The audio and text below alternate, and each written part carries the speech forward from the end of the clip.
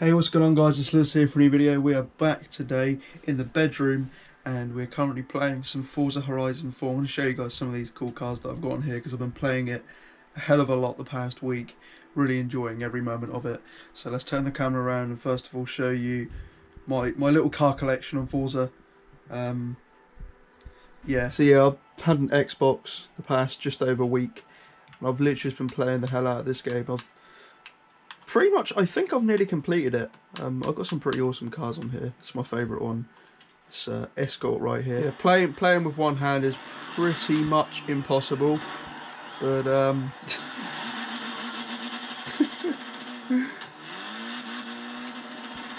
sure I could probably do it.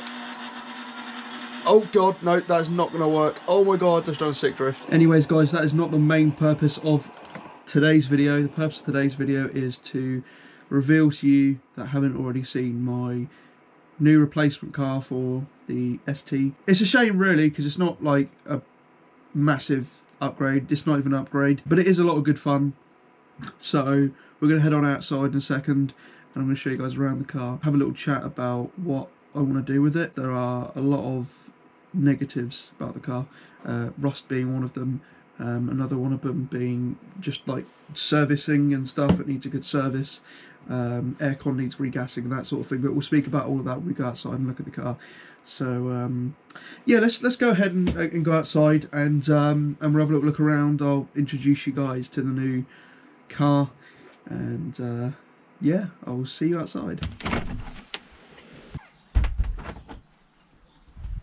Not this one. This one right here. This is the replacement car.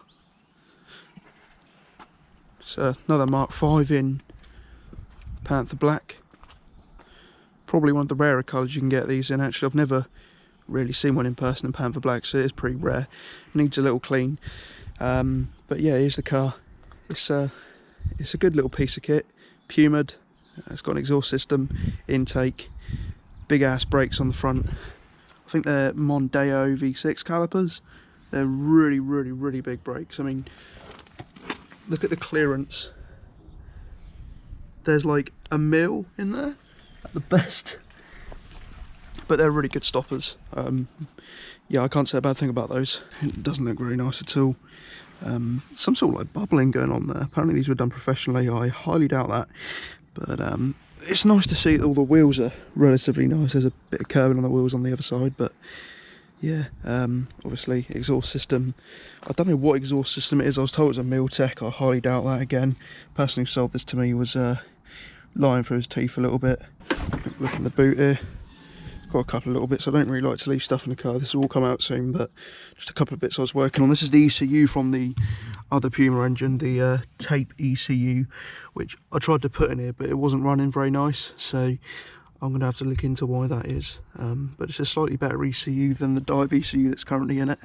So come around to the interior. I've given it a really good clean up. There's a couple of bits on there now, but I've got some new mats. Seats are, interior is all standard at the moment. I have changed over the steering wheel because the steering wheel was in it. It was horrible. Like the half of the top was missing. I have to show you guys at some point, but half of the top was missing. So I'm going to use it to get an MOT on that car and then probably just keep it for that sort of reason, if you know what I mean. But I've had to put this one in because the other one just didn't feel safe to use at all.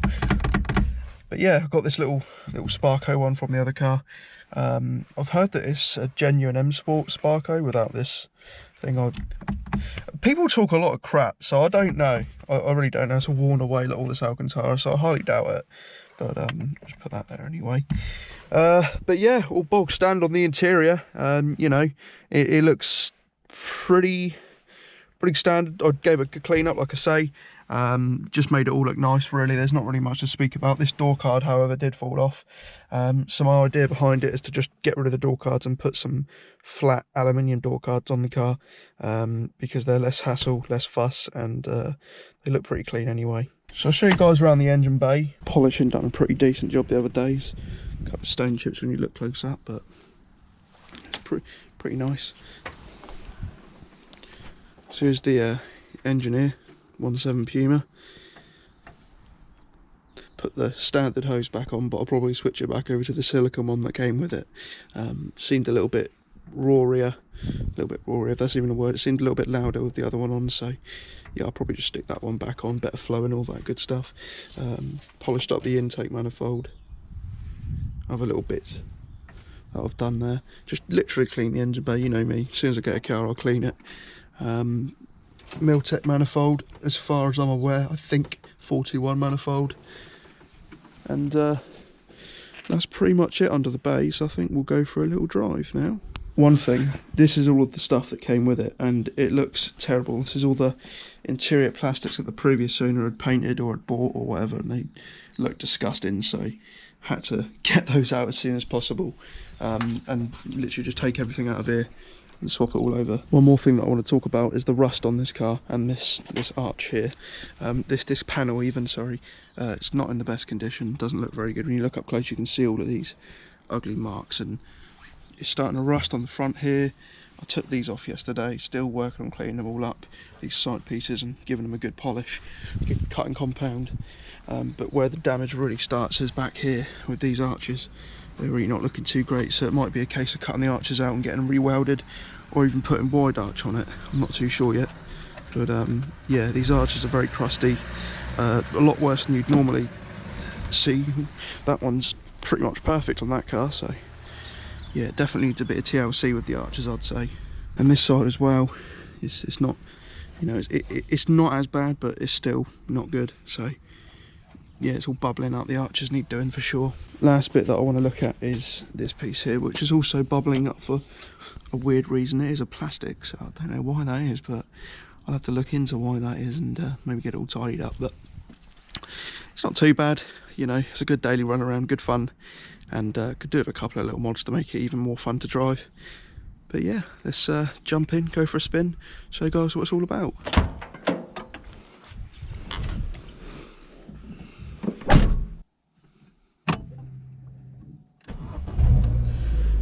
Right, so let's go for a fun little drive. So I'm just going to adjust this camera a little bit here because it is a little bit high up. That looks about right. Right, so yeah, first little drive in the Puma Mark V on the channel. Give you guys a little feel on how it all is.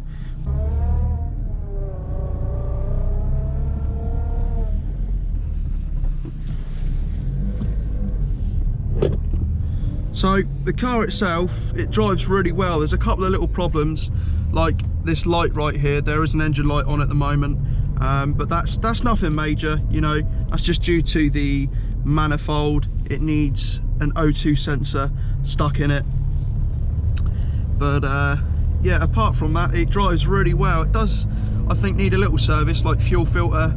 I think it needs a couple of little bits like clean the throttle body, you know, just basic maintenance. But other than that, it doesn't really ask for anything else. I think most of it is the rust on the arches and stuff, but for a daily it's really not too bad. We'll get on a country road and I'll give it a little pull and I'll show you guys just how nippy this little thing is. It is a really good bit of fun to drive. Really enjoy it. The Miltech there just screaming away. It's actually a little bit too loud. I'm not a massive fan of it. I think that I'm going to put the standard exhaust back on this. It's not necessarily that it's like drony or anything, it's just the tone is really not very nice at all. It's very raspy, way too raspy for my liking anyways. That is cool as hell. Did you guys just see that? That car had like some Spitfire decal on the side of it. That looked dope. Little first gear pull right here.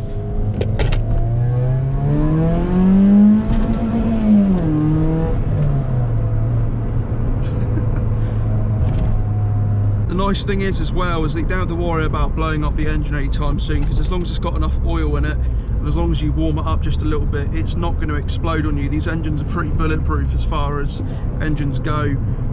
It's not running any PSI, such as, you know, a turbo or a supercharger, so you don't have the you know, delayed reliability in that sense. Go down this little road here.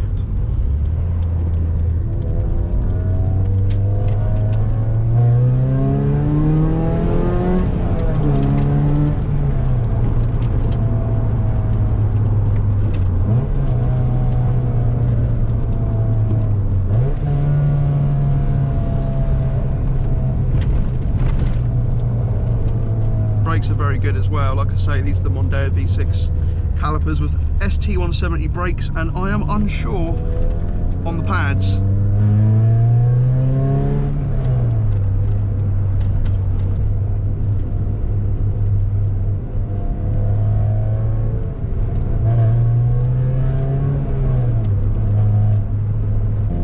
Got to be really careful around these roads because they're very dodgy. They creep up on you. Very tight, but it's really nice to feel how well this car just grips around the corners. It does need lowering a little, but I think that it could handle a lot better on a nice set of, you know, springs, or maybe some cheap coilovers, something like that, because it is a daily at the end of the day. I don't want to go over the top with it. Driving it normally is really nice. There's no drone or anything, you know. You can drive it really economically and not even know that it's got a different engine in it. Really chill, have a nice normal drive, and it's not going to make any loud obnoxious noises and piss everyone off. But the moment you drop it into second gear or first gear,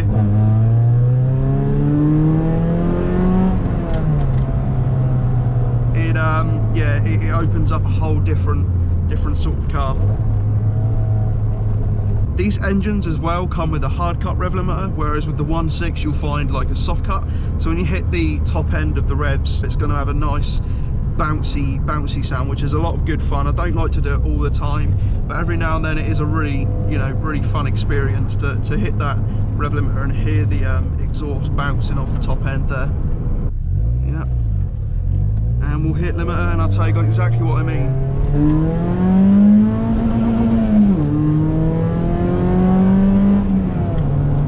And that is exactly what I mean. When you hit that top end, you can just hear it bouncing off. It sounds so good.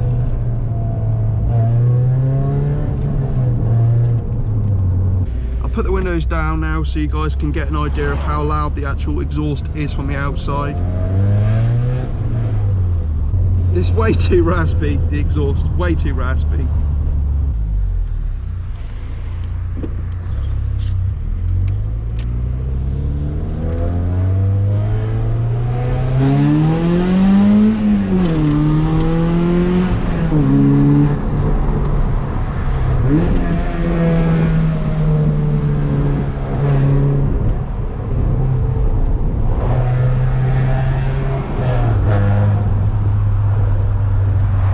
Alright guys, so that's pretty much it for this video. Just a little introduction to the new car. My arm looks so long with this super wide view thing. But yeah, really happy with the new camera as well. It's working really well, and hope you guys enjoyed it as well. But yeah, that's pretty much it, you know, just a little introduction.